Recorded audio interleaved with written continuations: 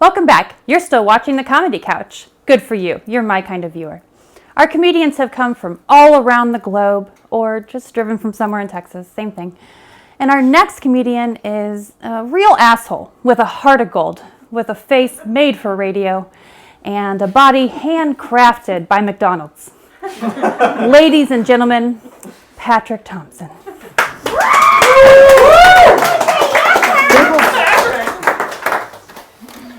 Hey, how's everybody doing? Good. Wonderful. Well, I see all you wonderful couples out there, you know.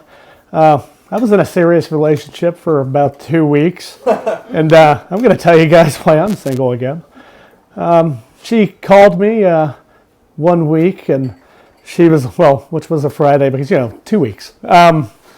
She was like, hey, my uncle's in the hospital on a ventilator. And I was like, oh man, she was like, we don't know what's going to happen or anything like that. And I was like, my first instinct was to say, have you tried unplugging them and plugging them back in?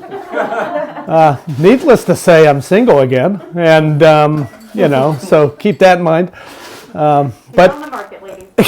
yeah, everybody wants it. So, a couple things is this year has been terrible for a lot of people. Pretty great for me. I got to go travel. I got to go to Galveston for the first time. Anybody out there been to Galveston? Woo!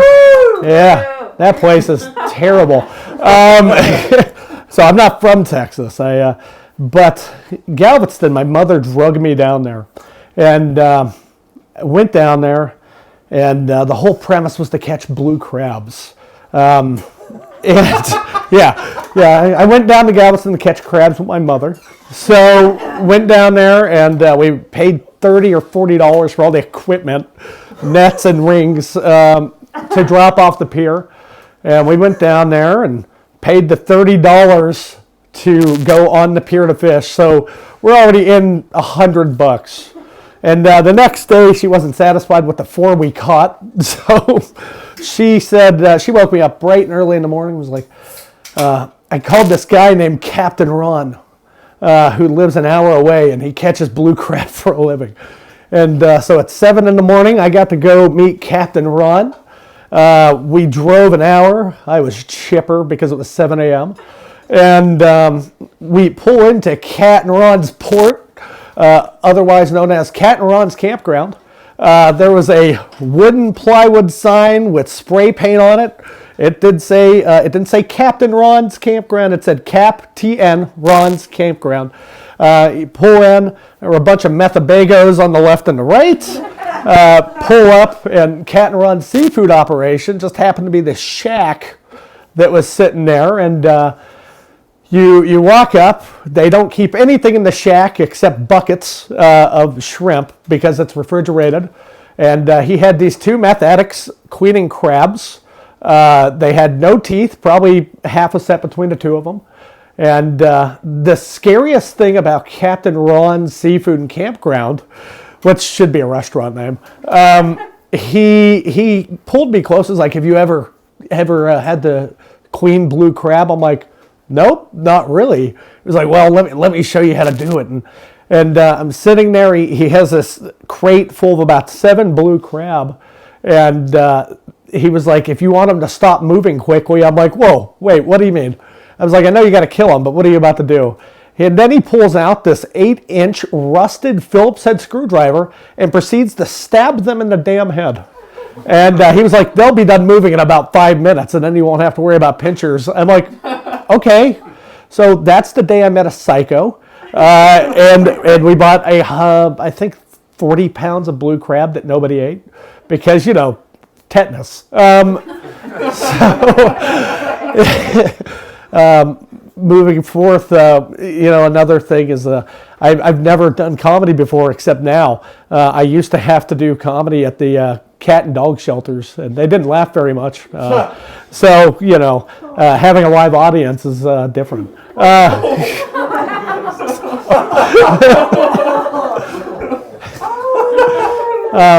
Was it a rough crowd? I mean, until the injections were done, yeah. I mean, got mauled a couple times. Another thing is, I don't have like an actual job. Right? Yay for nomadness. So, I've been through fields. I've been in medical and everything else. And one of the craziest things that ever happened is I was a transportation director for a nursing home. And every director had to talk to a certain number of people every morning. And I went in, checking my rooms, and it was a new person who just got put in last night. I was talking to them and noticed they weren't being very responsive. And I was like, well, so I asked the nurses, like, is this person in a coma or something that I should know about? They're like, oh, they died 30 minutes ago. It's like, cool. So I had a minute 30 conversation with a deceased body. That was fun.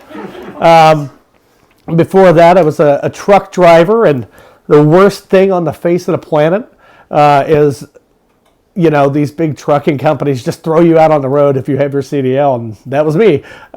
So I went out there, and my first time going to the scales, everybody has driven the highways and seen the scales and all that, and, you pull in, and it was the first one I ever had to go to on my own, and I pulled in, and I got the trailer and truck on the scale, and I heard a lot of honking. And, I'm listening to Eminem's 8 Mile blasting through the truck stereo, and they're way louder than normal stereos. It was, Mom's spaghetti while I'm backing up and trying to fix everything. And then a state trooper appears on the side of my truck. I'm like, oh, shit, I'm losing my license today. And he was like, what the hell are you doing? I was like, just trying to get it. He was like, just go, you have a fast pass. I'm like, okay, didn't know. But I want to leave you guys with one really good story. About 2 months ago, I had an edible for the first time. And that was god-awful. So my buddy and I were driving to Las Vegas, and we stopped in Colorado. And he was like, I'll buy you an edible if you've never had one. I'm like, fine. I bought 100 milligram bar. And nobody on earth fucking warned me.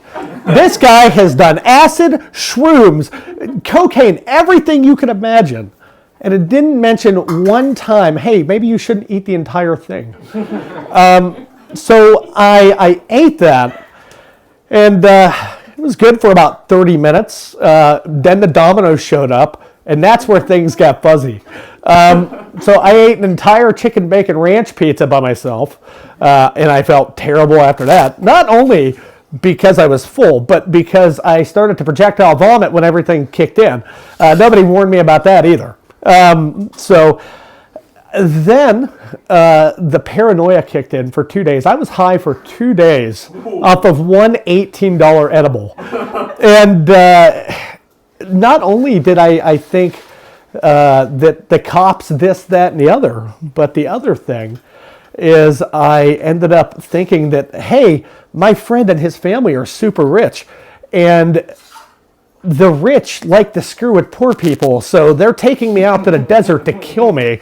And I was paranoid for 2 days, thinking that I was going to die at the hands of somebody who had money, which, kind of made me feel like kind of a high-class hooker, but not really. But, that's my time. Thank you guys so much.